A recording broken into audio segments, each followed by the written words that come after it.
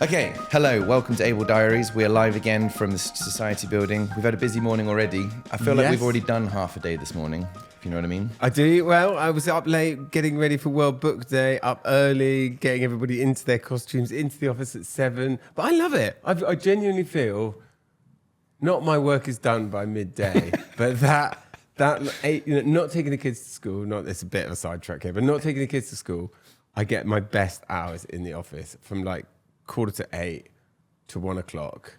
That's the day. And then the afternoon is sort of drifts into chatting and meeting people and coffees and design reviews. And I think if you get that chunk, I feel good. It's that little glimmer of silence, isn't it? I think you and I are very morning people as well. Who did your kids go as? My kids went International Book Day. They went as, Ollie went as Harry Potter, he's 6. Max is 10, he went as Fantastic Mr. Fox.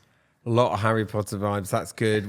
Sid went as Mad Eye Moody, one of the professors from Harry Potter. That's a deep cut choice. I mean, that's he's gone. And Frank went as Fluffy, Hagrid's 3-headed dog, which was labour intensive. Put it that way. Yesterday, Bill came into the office and was like, Ben, do these work? And just handed me this horribly realistic dog mask. I put it on, turned around on my team, were like, Jesus, Ben. I'm like, yeah, well. It was the classic arc of a family project. I was like, no, stop buying stuff on Amazon. We're going to make it. I'm going to make it out of chicken wire. And then I started making plaster of Paris. And then this huge, heavy, dangerous thing started to emerge. And I was like, I just need something much cheaper and lighter weight from China. And we took the team out last night for drinks, and then you whipped out this like 3-headed dog thing, and everyone was like, sorry, what's that got to do with anything? You're like, oh, International Book Day. And then everyone who is international were like, it's not International Book Day. You mean it's UK Book Day? It's like, Harry Potter Day. Yeah, it's Harry Potter Day. All right, so this is in memory of Ian Waters, this episode, I've decided. Memory? He's not dead. He's just upstairs badgering us to do more episodes. So this is for you, Ian.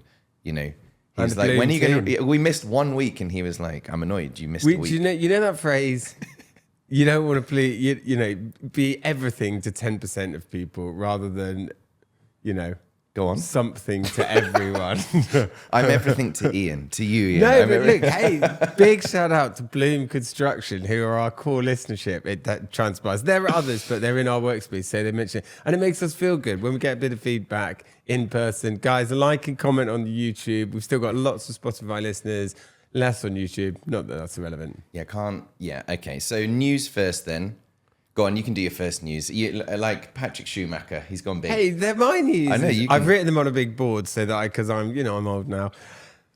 Patrick Schumacher has won his claim in the High Court to effectively rename Zaha Hadid Architects. So what I didn't know is that the business at Zaha, ZHA, pays the Zaha Foundation 6% of their revenue annually for the use of her name.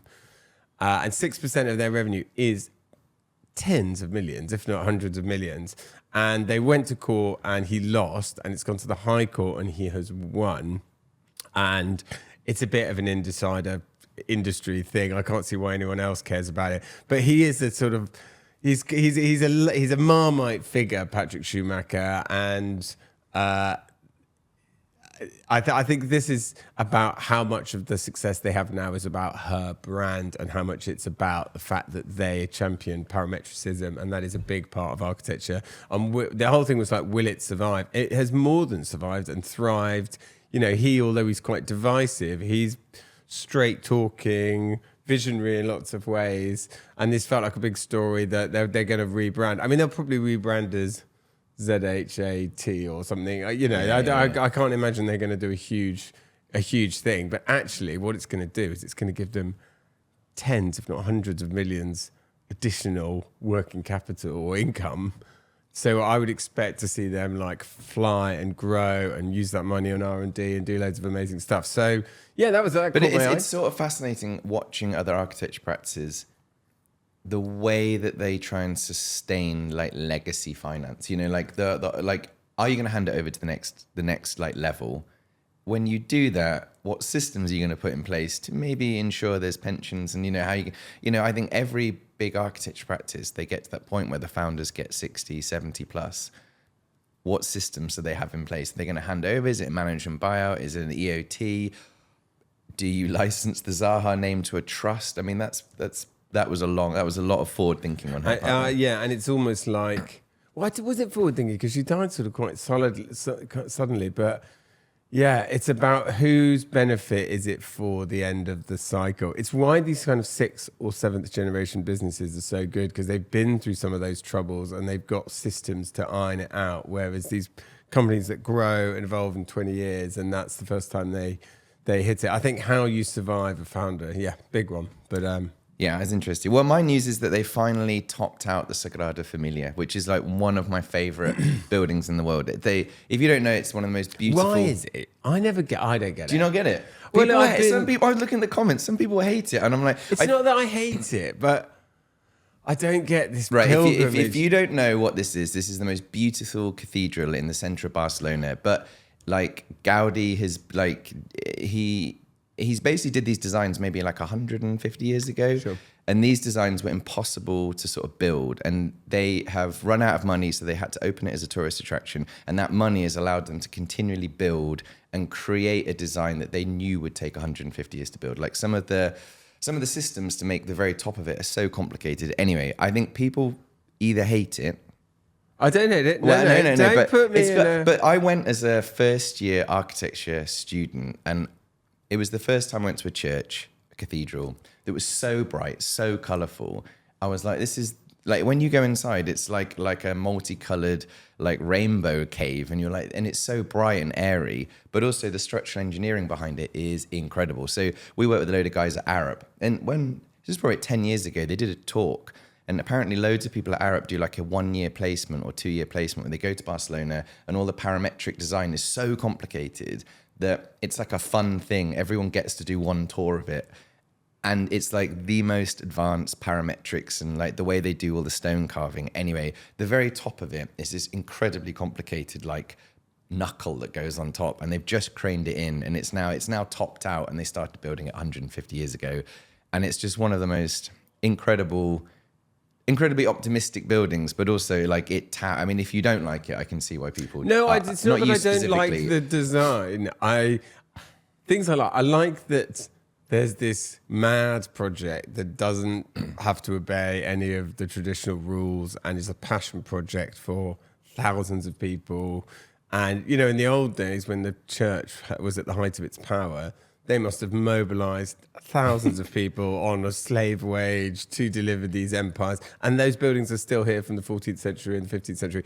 And the fact that we're doing something like that now is kind of cool. Yeah. But I sort of get these like fetishizations of particular projects. Like, oh, you've got to see the Sagrada. I'm kind of like, it feels a bit like a lazy choice.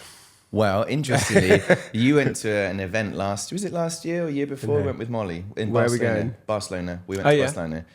You were like, I'm going to get to this conference super early. Me and Molly were like, do we have to go? Molly is our employee number one. So we got up super early and went to Sagrada Familia before it like even opened. Like I made her get, she's so angry. I made her get up at like 6:30 in the morning, frog marched all the way across the city to like the second it opened. And we got in there with almost no tourists in there. And the sun was shining through, and it was so majestic. And I've said this lots, anything with like art and structural engineering combined, I'm like, I couldn't model this right now in Rhino and Revit. Like, I actually have no idea how they designed it. And if you know, the way they did the structural engineering was he hung chains down, and the way that a chain would loop, he then put a mirror underneath it, and that loop mirrored is the perfect structural arch. And that's how they worked out how all the structural engineering works. So if you like structural engineering, it is incredible. And it's super colorful, super like optimistic and fun. So I love it. So that's my big exciting news. That's big and exciting news. Mine's going to then feel like less aspirational than that. Don't worry, I've got a few curveballs to throw in. So. John Lewis. Woo! So John Lewis, everyone's favourite homeware stores that never knowingly undersold or never knowingly understood, as they used to hilariously say after that. They decided to pivot into homes, but what we call BTR, which is build to rent. So you buy these as assets and you rent them out, and they're a kind of investment proposition, but they also help solve the housing crisis. And they were going to turn some of their stores, and they owned a lot of sites, and they were going to go into it big, and they have just now pulled the plug on this. Why is this relevant? if you can't make BTR work when you've got amazing sites in the middle of London and the middle of these amazing cities, you've got a huge, it's one of the first employee ownership companies, and it's got huge pots of cash. If you've got loads of cash, available sites, and you still can't make the economics for it stack up, what hope has everyone else got? So I sense that it's a bit of a alarm bell for that sector. I think if they can't do it, then who can? Not to be on a downer. There is our spidey senses, like we joke in Jaws when the first click of the fishing wheel goes, you're like, something bad's going to happen in about 10 minutes. It's like, I'm not saying that bad's going to happen, but there is a general confusion as to like what works financially in London now. If they can't get that to work and you're in the middle of London, it starts to be like, if you can't get a John Lewis superstore to work on Oxford Street, where else is that not going to work? This isn't an economic, but it's a funny time because we did sense that the market was beginning to recover, and we talk generally about the market. Let's talk about our things. Office buildings, office fit out, refurbishment projects going ahead. We're seeing, we've had a very busy 6 months. What's going down the road? I thought we were just beginning to see a bit of growth and a bit of recovery. Nothing like what they're doing in Turkey and China and all these great places that are going to have double digits growth. We're talking, can we get 1% growth? But what is happening in the Middle East and what is happening in Ukraine and what is happening in America, it's catastrophic. This isn't a politics, but it's going to affect energy and viability and how nervous people are. And if with all this uncertainty, why would you spend 100 million quid on refurbishing an office building? Why don't you just wait until next year? So I hope it won't derail what felt like a bit of a growth. Anyway, it's a bad wobble. I remember when the Ukraine thing happened, we were working with a visualization company who were in Ukraine, and it was just a bit like, well, that's unnerved, that's weird, that's, oh my God. And then our friends we know people who are just stuck in Dubai at the moment, and you're like, oh, it's close to home. Yeah, well, I think but a lot of these offices who are moving here, like one of the advantages we have is that we work with some really amazing developers, and they know that you can't stand still. The offices are either going to lose value or you do them up and they gain value. Yeah. And we're quite lucky that even speculatively, they're just like, well, our ground floor on our show speculative office needs to look really good to make the rest of the book. So we're quite lucky that a lot of our mega clients have so many different assets that they can sort of weather these little bumps in the road. Absolutely they can. And interestingly, when we went to the pub last night with the whole team, we were talking about, who wants to live internationally and where would they live? So it was like, well, where would they live? The Chinese team members didn't particularly want to go back to China. They want to extend their visas here. Then there was a sense of, I don't know, one wants to go and work in America at the moment, particularly. And then it was like, well, actually, the Gulf that was, people like various reasons didn't maybe want to move to the Gulf. And then it was like, well, Spain's great, but like which city and where's all the growth? And suddenly I was thinking, well, hang on, is it London? Is London safe, rich, investable, stable? And I actually thought, oh, hang on, is London in a really good place to weather this storm? And if all those expats that went to Dubai for perfectly understandable reasons and are out in Riyadh and are suddenly coming home, actually, is this are we going to see could this be good? We see lots of investment. But anyway, we're off our I know. I think one of the things that we're doing, so at the moment we are not pivoting as such, but we are just magnifying parts of our business that are working really well and sort of doubling down on that. So we do so much delivery with like contractors that arm of our business is going so well, we're sort of doubling down on that. And then the other half is like, well, we love all the meanwhile uses and there's so many fun things you can do.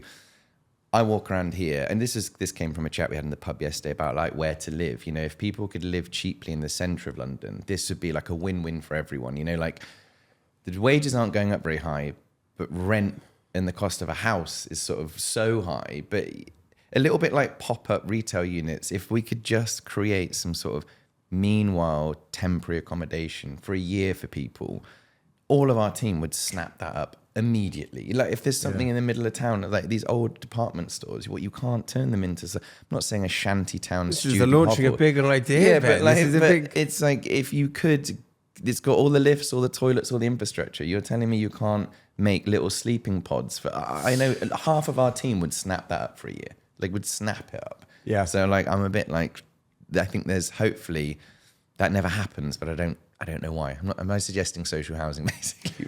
I think there's a degree, and maybe this is a bit loose to discuss this first time. Do it. Yeah, no, but like Out of the minds we of are Bill both, and Ben. we want everything in every way. You know, we want completely, absolutely life safety, secure buildings. So Grenfell must never happen again, and that's driven a lot of legislation and policy change, as it should have, and as it successfully has done.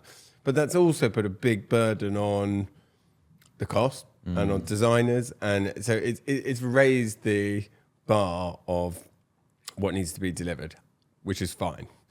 But it's also raised the reduced the viability of a lot of schemes. So it's almost we want it to be really safe, but we want it to be really cheap, and we want it to be really central. And actually, it's just that maybe it's not kind of realistic. And I think anyway, it's a deeper rabbit hole. But have you got another one, or can I go again? You go. So it is MIPIM. Ding ding ding. Next week, MIPIM.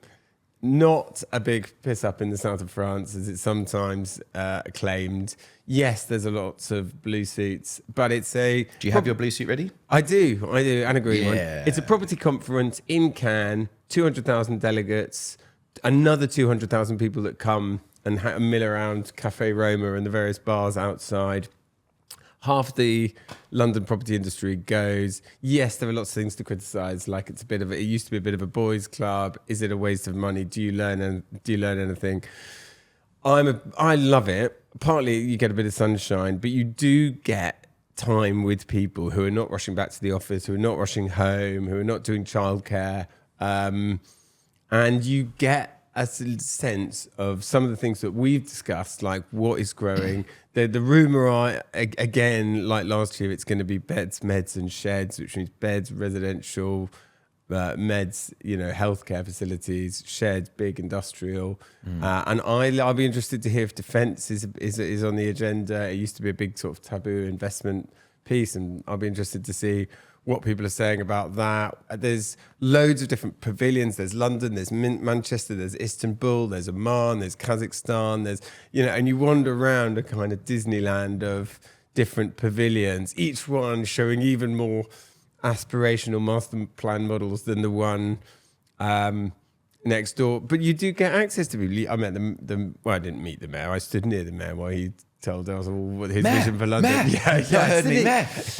but there are lots of, the head of Waltham Forest. But then you go in the Imam tent, and there's a sort of lovely, sort of portly, smiley man. And I'm looking at the model. And I said, "Oh, and what's this? And what's this?" And then it turned out he was the Minister for Tourism. And he's like, "You must come." And it's like, so you can get weird, asymmetrical access to people, which I really like. And I think I get why people are slightly hesitant about MIPIM. However, it does give you a temperature of like, I don't mean the industry, I mean investment. Like, where is money thinking of going? Like, I know life sciences were this huge thing like 10 years ago. And then suddenly in London, it was like life sciences. It'd be really interesting to see how the sort of Saudi optimism, that sort of like moonshot projects are now sort of hitting the reality road. Will they still be as bombastic, VR headsets, the line, or will they start to be like more like, oh, we're doing this train infrastructure or something? It'd be really interesting to see. Well, it's the whole Rudyard Kipling, triumph and disaster. Treat those two imposters just the same. Nothing is ever as good or as bad. Yeah. So it was very frothy Saudi, and lots of hangers-on like me went and said, can we have a bit? And then it's like gone off the boil a bit, so everyone leaves.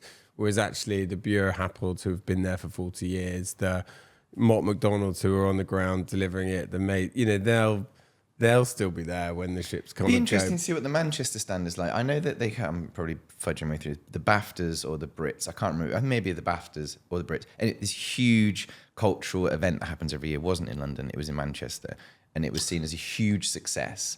And I know this is going off my taxi man knowledge, but it would be interesting to see if Manchester is being seen as this like mini London, because that's the way it was being sold to me. It was like you fly in from Dubai or Europe and you can come to Manchester, and it'd be really interesting to see how Manchester's selling themselves, because it's the first time I've seen a city sort of sell itself as this like separate entity in sort of a similar way that London treats itself. Well, as we'll this separate go, and we're entity. doing our first built project in Manchester, so I've got reason to be there. We can go and meet with our friends at Bovis. Right, my news. Yep. Did you know how much they think the Parliament revamp is going to cost? Is this clickbaitos? Could well be. No. I'm just, if you're listening.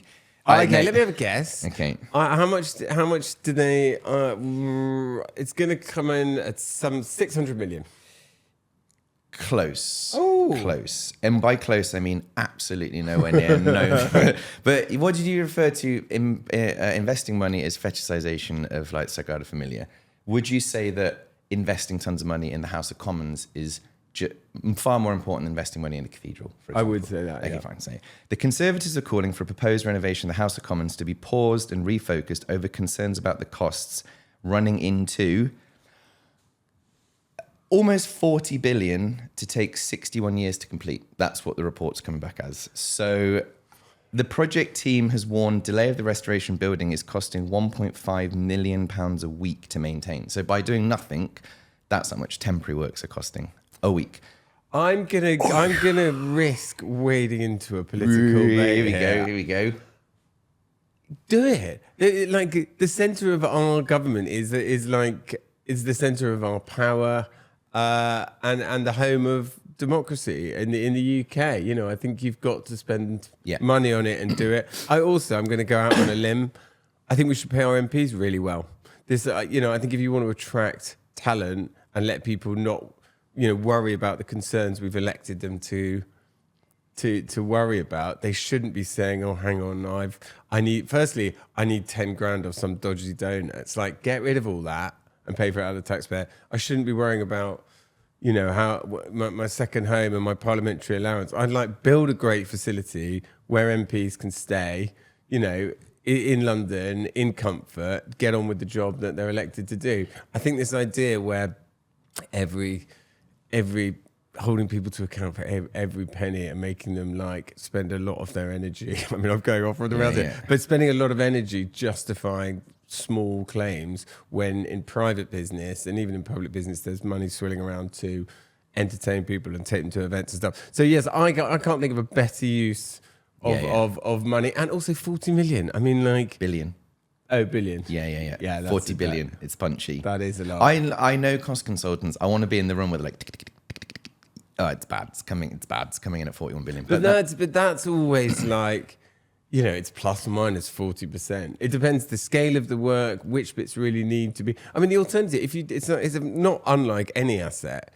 If you don't do it, what's the alternative? You let it decay. And I think that is a problem that Paris had, is they started treating the centre of Paris like a massive museum and not redeveloping it. And one of the things that people always say about London is that we've got that balance of heritage and development right. And okay, not in every single case, maybe, but actually the Tower of London looks great and the City of London has some old medieval bits, but we've still got huge 40,000 square foot floor plates. Actually, West London's got its icons and its castles, but it's also got these kind of life science parks. And I think you've got to get that right. If you don't do Parliament, what else are you going to do? Well, I had a tour around there recently. I was speaking to someone. I was a nerd. I was talking to the services manager, but he was saying that the problem that they've got is that if you wonder why a lot of our projects stall when we try and look to how much it costs to renovate, is because with new legislation, people think that as long as you don't make it any worse, you can just leave it. And they're like, no. As long as you don't make it any worse since the last time it got signed off from building control, not I just found it like that, I can just leave it like that. The problem they've got is that this was never designed for modern fire compliance. So they've just got pipes and ducts going through everywhere. The second you unpick one bit, you've then got to make everything compliant, which basically means ripping out all the services, all the M&E. You've got to strip it back to its core. It leaks, you touch it on the outside, the whole building just falls apart. So it's one of those things where as long as I don't touch it, it's fine. But the second I do anything, it's insane. So I don't think people know how much 40 billion pounds is. Is that a lot or a little? It's like when people give you abstract figures for an infrastructure project. You're like, well, what's the country's debt? Isn't that 300 trillion? Like, it doesn't. It's not like a domestic accounting. It's like, well, surely you can. You know what I mean? Like Fugazi. Oh, I see. Yeah, they've put that in a term that you and I would go, that's a lot of money. But if you put it in terms of this is our most important building in our whole country. Yeah, it's going to cost a bit of money to renovate. Yeah. Yeah, or does it cost the same as extending HS2 from Old Oak Common to Euston? I mean, I don't know. What are we comparing it against? Right. Last piece of news from you. The Barbican. Finn will be delighted that you brought this up. Well, we were having a big chat about it last night. The city have just given go-ahead for a massive refurbishment of the Barbican. It's a real architectural touch point. I'm not saying people love it or hate it, but it's a brutalist complex built in the middle of what is effectively an office area of London, and it's got just over 2,000 residents, but it's really the only residence in the city of London of any meaningful size. And so they have an enormous amount of influence, is my main thing. I'm going to slightly talk loosely here, but it's full of quite expensive apartments, brutalist, quite middle class. It's got access to all the great culture and the music and cinema and theatre underneath. So it attracts a kind of cultural, elderly, middle-class person, and it gives them a huge influence. So it's quite difficult to refurbish it. It's quite difficult to change anything. It's quite difficult to build office buildings around it without getting this very powerful body on board. And so it's got a very particular place in people's affections. It's got great gardens, it's got greenhouses, it's got loads of different cultural offers. It's got the girls' school there. It's got loads of cool stuff, but it is sort of arrested in time and has needed a redevelopment, but often it gets shot down because of this, because of all the reasons I've just given. And so, well done. I think loads of Asif Khan, I think it's Allies and Morrison, and there's a big collection of designers who I'll put under the video, so they're all truly credited, but they've got permission to do it, which is great news. I have such a love-hate relationship. I went with it on my first year of part one. I didn't get it. It was hammering it down with rain. I was like, this is horrible. And then I've had so many nice moments there where I've seen amazing plays, theatre productions, been there in summer, and you're like, okay, I get it. This is amazing. Go back a year later, I'm like, I can't. Where is theatre one? Like, where's my bike? Hang on, I'm pretty sure. Like, I'm underground. I have no idea where I am. I've never been more impressed and more frustrated. Then I look at the concrete. I'm like, it's got like timber pattern in it. This is amazing. I'm like, wow, how do I get out of this place? It's so annoying. Yeah. So I get it. And Finn, our part one who works with us, he's amazing. He obsessed with that building. So I get it. But I'm amazed they're going to do it. I mean, it is incredible. If you go there, you're like, yeah, I get it. This is awesome. Yeah. Right. A last bit of news from me. And I read this because I'm sort of fascinated. They literally released a report this week all about renewable energy. This is what Mum was saying. In the year 2000, the UK's entire wind offshore was 2 turbines off the coast of Blyth. Together, they produced about 4 megawatts of power. That's just 0.004 gigawatts. Today, the UK has about 16 gigawatts. That's 16,000 megawatts. So in 25 years, Britain has gone from 0.004 gigawatts to 16. That's roughly 4,000 times more wind and power. So why does that matter? Well, we rely so much on gas, which is about 30 to 40% of our power. Wind is now closely behind at roughly 30.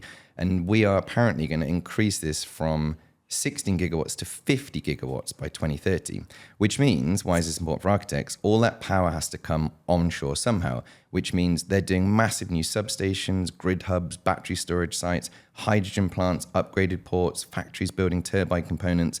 And a lot of these turbines, almost all of them, are all manufactured, built on site in the UK. So they're going to quadruple what they've done already by 2030. So there's so many new building opportunities coming around the coastlines and stuff. And I just think that's another thing. This is the Peter Barber vision for Britain's coastal communities. Really, yeah. I think I've mentioned it on here before. His vision was like, get all this energy coming out of the sea, activate dying fishing communities with jobs for servicing them, Yeah, I'm all in. With that long-term investment, they were saying that like we are so far ahead in terms of technology efficiency, and we're starting to share some electricity back to the EU. You know, sell it back to Europe. So it's becoming like almost like Norway has their hydroelectricity. We are so advanced now in turbine technology that all these turbine and wind farms are generating so much that it's actually like a really genuinely exciting sort of protection for England and energy. So I like that. I don't know how to get World into War III kicks Yeah, off, yeah, we've yeah, got we can- energy security. yeah,